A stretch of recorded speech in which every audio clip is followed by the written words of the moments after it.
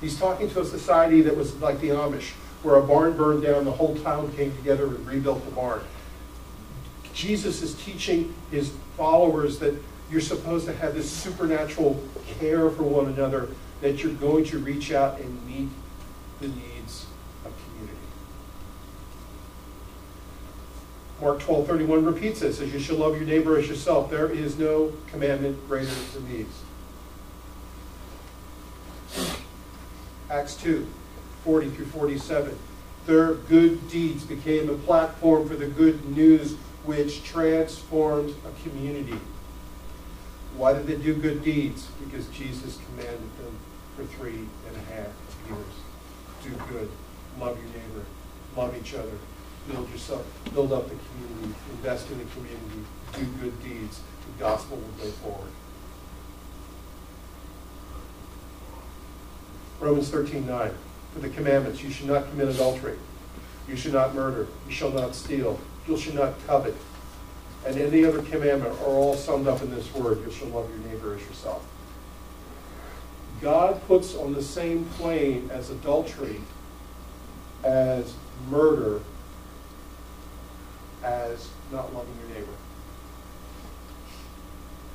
Jesus said if you merely thought about killing somebody, you've committed it. And he who's committed one sin is guilty of the entire law. He says, summing it all up, if you abandon community, if you do not love each other, you're guilty of it all.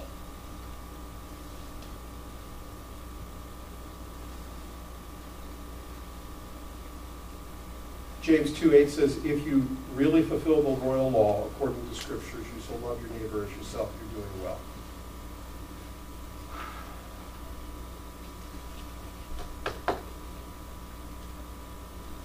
Let's close and talk about one lady, because I wanted to give you an example of somebody locally who lived a life that was astounding.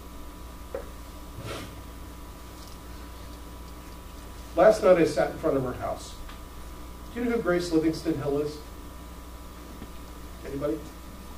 Grace Livingston Hill was the greatest Christian romance writer of the last 140 years. Did you know she lived in Swampmore? And her daughter, Ruth Livingston Hill, also wrote books.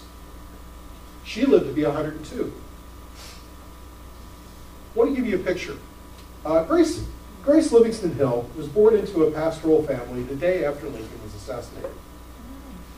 Very precarious start to life when you think about it. Oh, let's celebrate. The entire nation is in mourning, and the entire nation was in mourning. My little girl was just born. That's a climate of celebration that I don't think, okay? She published her first book when she was 12. By the way, she's still in print today. Matter of fact, I have a new series of her stuff coming out who covers the whole 9 yards. She's never not been in print for 140 years. She married a preacher, went to Florida. They pastored a Presbyterian church. Then he got a larger church in Germantown, Pennsylvania. Then at age 38, she lost her husband. Had children, lost her husband, was living in Swampmore. She got $3,000, which we figured it out as about $77,000. That's what she got, death benefit, okay? She built this magnificent house. If you Google it online. And by the way, the house was just on the market recently, so you could actually go to a little tour and see her writing room and all, just, navigate. Cool thing. Magnificent house. Do you know in her lifetime, she wrote 139 books? Do you know that during World War II, after her husband, not World War II, World War I, they were part of Leopard Presbyterian Church over here on Bullens Lane? Fairview. Fairview, the little church there. That's where she was. You know, during that church almost died during the First World War because everybody went off to war. Do you know that she took over the church and did Bible studies out of there? She kept the church going personally because all the men left and went off to war, including the pastor. You know that for 24 years or so, she did Sunday school there. Do you know that she's wealthy by this point in time? You write 139. By the way, some of her books were published to the millions of copies, in the 1920s. Okay, so we're talking seriously success woman. By the time she died when she was 82, she was teaching 14 Bible studies a week. Then I mentioned she raised two daughters, one who did go on to pass away in 2001, who was also a writer. By the way, her entire family were. Mom and dad were writers. She and her husband were writers. Her and her daughters were writers. Her aunt was a writer. Her uncle was Spofford, who wrote It Is Well With My Soul. I mean, seriously cool family. She married a guy who was, she was 38, and she fell in love with a church organist, musician, who was 24. So a 38-year-old woman married a 24-year-old guy. Everyone said, don't do it. He was a waste. After about 10 years of him not being there, she asked him to leave. Still raising her kids. Her two kids ended up starting a music school. And it was so cool that they had to get the music school out of the house, so they built another building down on the corner of Cornell and Haverford and started a music school. Thousands of kids came to faith, not because of her books, but because of the investment in her life. There was a story at the leper church that I was reading online last night, and this elderly woman came to an event. There was some sort of thing going on at the church, and she was sharing about what was it like in the 1930s coming to Sunday school and going to summer camp, because she couldn't afford summer camp. So Grace Livingston Hill sent her chauffeured limousine to pick up all these little girls and took them to summer camp up in the Poconos. And this little girl, who is now in her 80s, is sharing the story of how this lady invested in her life.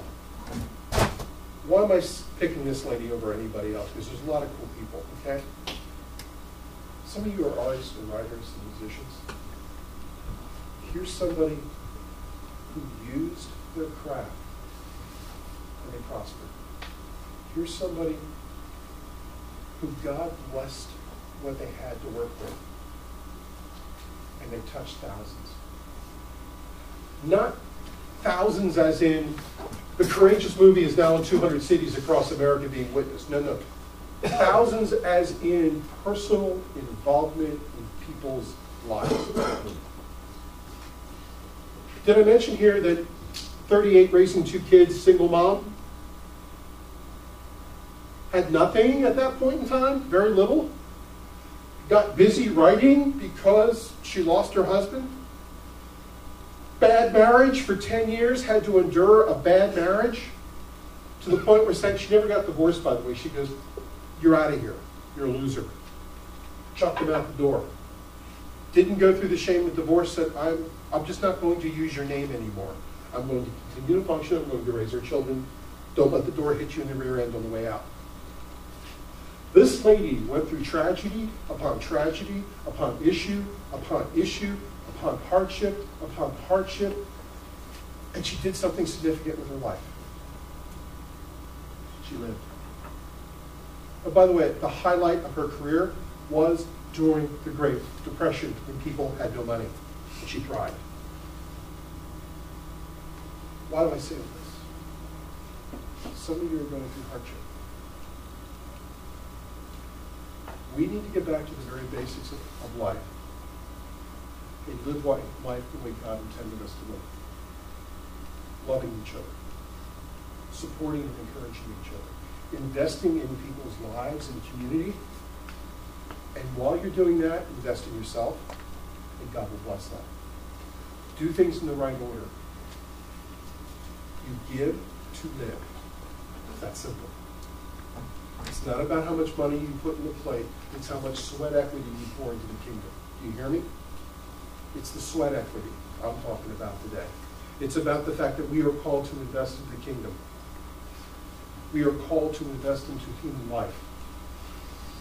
We are called to sow seed into each other's life. We are called, as David's men did, to inspire each other, to have each other's back, to encourage each other, to love each other, to look out to who can we invest in our church body, who can we encourage that comes across their path. What kids can I take who are worse off than I am that I can be a blessing to? How can I impact and influence my community for good? And along the way, God will move in your life. So turn up the music. I mean, crank it up. When I was in college, I had these guys who lived in Wayne Hall. God, I love those guys.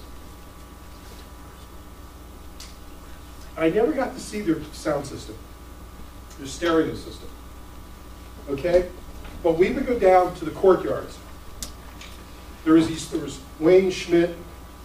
I can't remember the name of the building I lived in. There was these Sanderson. 3 9-story buildings. And a quad, big quad with basketball courts. We would go down and shoot hoops. The guys in Wayne, I don't know what stereo system that they had, but they put the speakers in the window, cranked it up, and we could hear Jimi Hendrix on the court, nice and loud. I don't want to know what was going on the 8th floor of that building, and how loud that must have been. But they cranked up the volume, and they lived. Are you willing to crank up the volume in your life? Are you willing to go live the way God intended you to live?